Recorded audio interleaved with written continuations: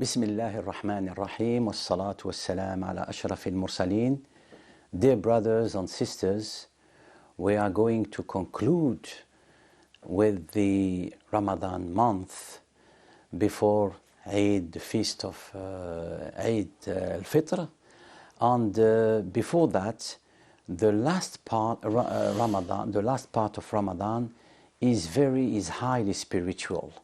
Then, in the beginning of this month, 2/3 of this month, we have reformed ourselves, reorganized our personality, strengthening our will and determination, reorganized our set of relations with our family, with others, and so forth.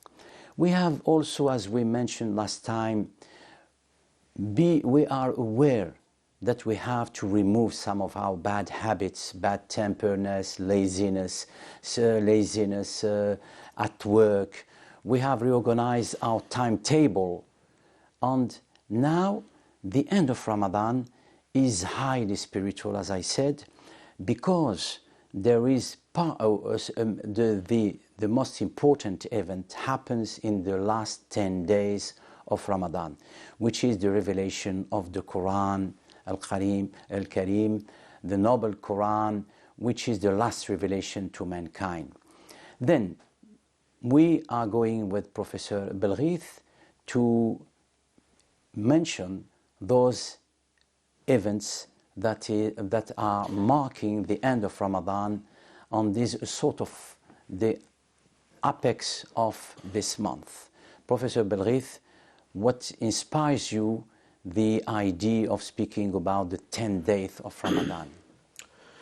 The most important thing, Prof. Mimouni, thank you.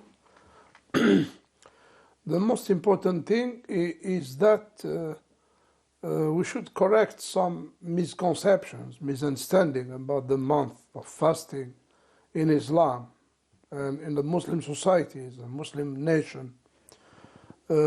Because maybe there are wrong understandings when we imagine or we think that the month of the Muslim in Ramadan, a Muslim in Ramadan, is a lazy person. We should know that the main lesson we learn from the month of fasting is that the victorious days during the history of this nation happened in Ramadan. The last 10 days of Ramadan begin with the opening of Mecca, where Islam came back to Mecca with the leadership of the Prophet Muhammad, peace be upon him, and how the Prophet Muhammad, when he conquered Mecca, he has forgiven to those all those who oppressed him and oppressed the Muslims. So the Battle of Badr happened in the 17th day of Ramadan. The victorious day of Salah ad-Din al-Ayyubi, who brought back Jerusalem, Al-Quds, to the Muslims from the Christian control, and after the Crusades, with the leadership of Salah ad-Din, was in Ramadan also. The Battle of Hittin, the Battle of Ain Jalut, led by Al-Mudaffar Qutuz against the Mongol, was in Ramadan. Most of the victorious days during the history of this Ummah, the highest, the biggest, the greatest achievements happened in Ramadan. So this Ummah, this nation, becomes stronger during the Ramadan and highly motivated to win and to achieve. So this is how we should start the month of Ramadan. We should start the last 10 days of Ramadan, which are the last opportunity. And the Muslim here learns how to avoid to miss any opportunity given by the Almighty Allah. The last 10 days of Ramadan are the last days of opportunity to seek the forgiveness of Allah and to reach righteousness and religiousness. You mentioned the night of Laylatul Qadr, the night of power, which is equivalent to 80 years of worship. In the reward, it is equivalent to more than 80 years of worship. So the one who misses, let's say, I didn't take the opportunity of the 2/3 of Ramadan, right? It is never late to do better, as we say. You have the last 10 days of Ramadan, where Zakat al-Fitr, the charity of al-Fitr, giving charity in the last 10 days of Ramadan, the last 3 days of Ramadan with the Fuqaha al-Malikiyya, which erases all the weaknesses, the mistakes, even you have committed in the month of Ramadan, with the charity of al-Fitr, and so on. So Qiyamul Layl during the last 10 days of Ramadan is highly also motivated. We are invited to avoid to miss any opportunity, and this is very important. Yes, I would just want to return to this important events on the military side. Yes. Because Ma'arakat al-Badr, I will just return to Ma'arakat al-Badr, the Battle of Badr. It is a marking point because it was the first encounter, military encounter, of the polytheists who were upset that the Prophet ﷺ, when he migrated to Medina al-Munawwara, he succeeded to organize a community, even a growing community of Muslims, and he met a bound even with the Jewish tribes. He made the Muslim state. The Muslim state or Muslim community and state. And then they wanted to crush this. And in the battle of Badr, we saw that the Muslims were in a difficult position. They were not, the army of the Muslim army was not well equipped, but there was astonishing victory of the Muslims.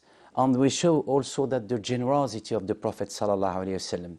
He released the prisoner according just to teaching, if they would just teach, for example, Muslim for people who were educated and so forth. And we saw that even, as you mentioned, for example, of Salah ad-Din al-Ayyubi, Salah ad-Din, he reconquered, he restored the Jerusalem in a very peaceful way.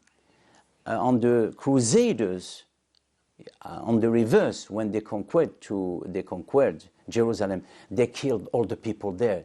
They said, historians said that about 70,000 dead, which people were killed in Jerusalem. Then this is an important thing.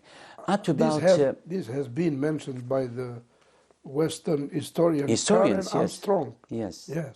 Not only Karen Armstrong, all the historians, even when they speak, they pass the honorable Salah ad-Din al-Ayyubi, and the noble and the honorable person on their this the second thing, the most important thing, is the revelation of the Quran. The revelation of the Quran, which was sent out, began in Ramadan. Some say the 23rd, the 25th, but most of the ulama say it is the 27th night of Ramadan, in a very specific situation. Very important, a very specific situation. The Prophet ﷺ used to go into a spiritual retreat, and from a cave which is Ghar Hira, which is elevating above, which is above Mecca. And he was the city of Mecca, and he was upset that the people were worshipping stones, worshipping idols and something like that. And at that time, the archangel Gabriel was sent out to him, and he told him اقرأ. He said the first word of the Quran, which is read. And the Prophet ﷺ, who was not able to read, was saying to him, what do I read? I am not a person who reads. Then the Archangel Gabriel tied him his skirt, and he said to him, Iqra.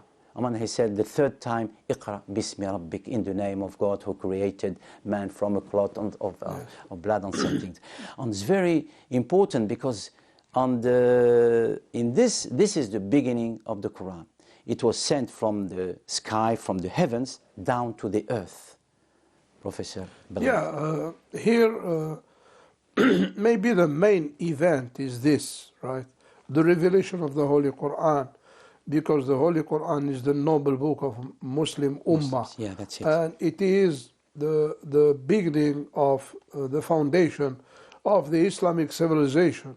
That's it. That's why Al-Quran is based on knowledge. First of all, Iqra, read, as you have mentioned, and read in the name of Allah. The objective of reading and learning is to acknowledge Allah Ta'ala and to serve mankind. These are the two objectives of knowledge in Islam. So that's why it is honorable to know that and to have this identity, the appartenance to the Holy Quran, which began with the revelation of knowledge and seeking knowledge. Maybe the keys of any civilization are reading and writing. It has been mentioned in these 5 verses revealed in the night of Al-Qadr. Inna anzalnahu fi laylatil Qadr. In the Holy Quran it has been mentioned that the beginning of the revelation of the Holy Quran was in the night of power, Laylatul Qadr. Inna anzalnahu fi laylatin mubarakah, in a blessed night. It has been mentioned in another chapter, another surah.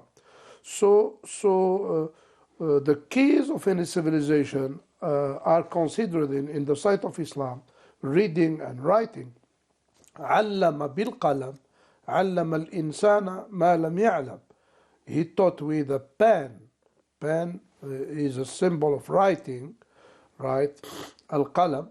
So any civilization which is not based on knowledge and respecting knowledge and knowledgeable people and scholars will not continue to exist and to lead the world. One of our scholars said, كل عز بدون علم فهو إلى ذل يصير. Any greatness or any power which is not founded and based on knowledge will lead to decline and defeat. That's what Al-Ahnaf ibn Qais said in the early ages, right? كل عز بدون علم فهو إلى ذل يصير.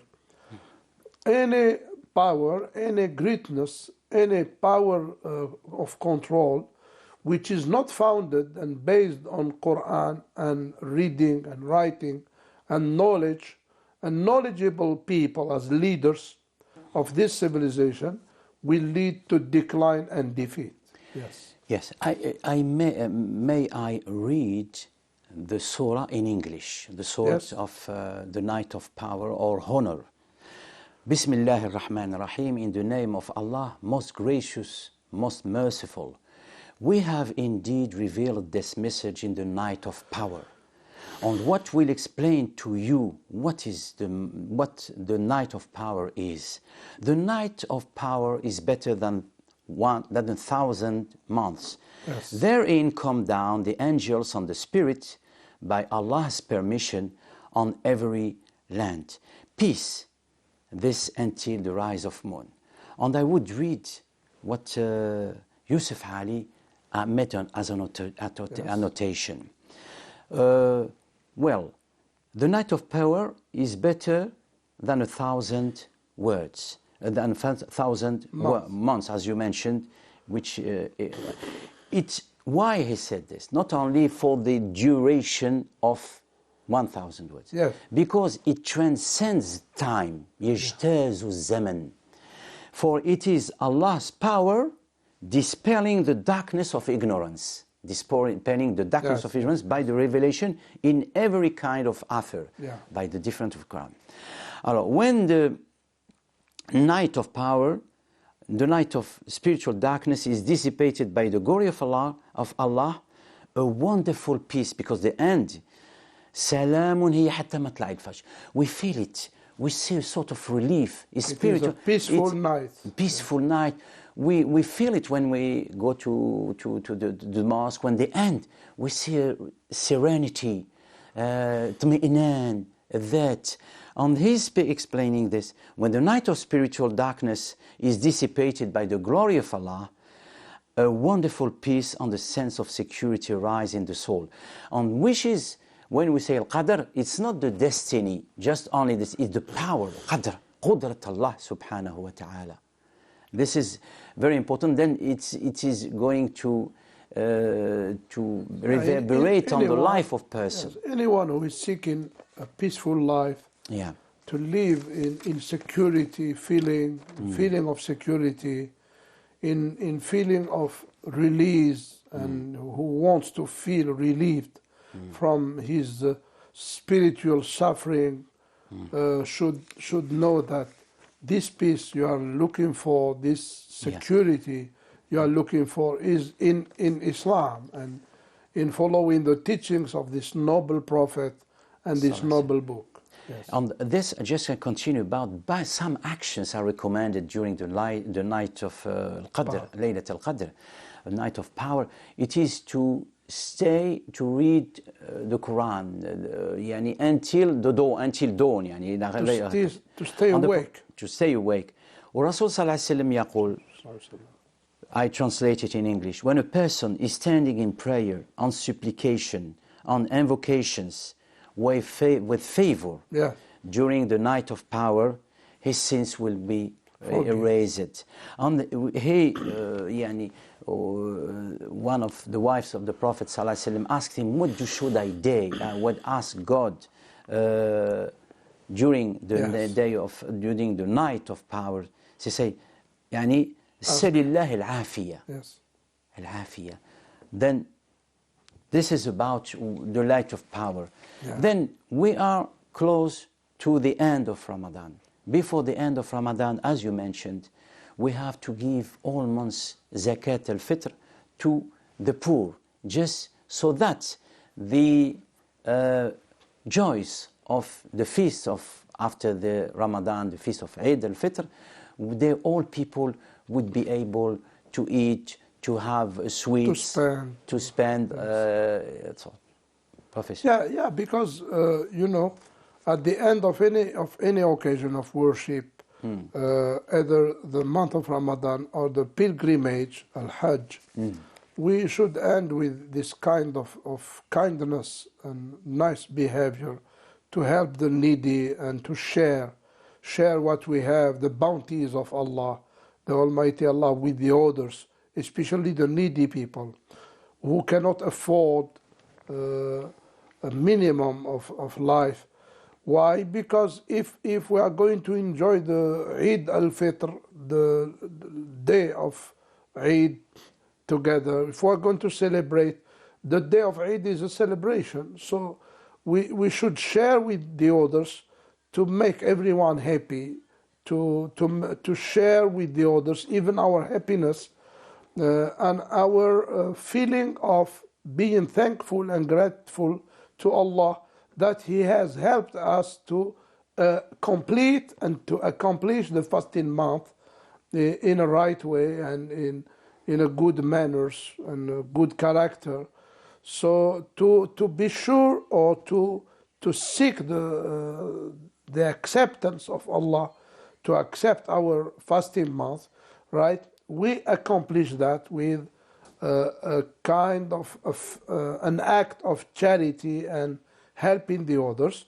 That's the way how to be thankful. لَإِن شَكَرْتُمْ لَأَزِيدَنَّكُمْ. More you are grateful and thankful, more Allah will increase His bounties and His blessings to the one who is grateful and thankful. Yes. This, we have then gone through this month of Ramadan. We've seen that it is a multi-dimensional act of worship. It is all the rituals or the pillars of Islam have this mentioned, because it is based on the innate fitrat al-insan. Yes. Insan is not just a material being, is not only a spiritual being. Islam is trying to make a balance between the different dimensions of man, spiritual and intellectual and physical needs. Physical needs. Then we have seen all these different bounties then that Allah Ta'ala has spread upon us. Can we catch them? This is the question, because man has to make an effort to reach those bounties on himself, on others, on as we've seen during these three episodes of Ramadan. Next time, inshallah, we'll speak about شعيرة أخرى, or a ritual, which is Eid al-Fitr. What is the difference between the feasts, the holidays, the festivals in Islam, celebrations in Islam, and the characteristics? And we hope you've enjoyed with Professor Belghith and me, Professor Mimouni, some of the advantages that Allah Ta'ala is giving to us. Wassalamu alaikum wa rahmatullah.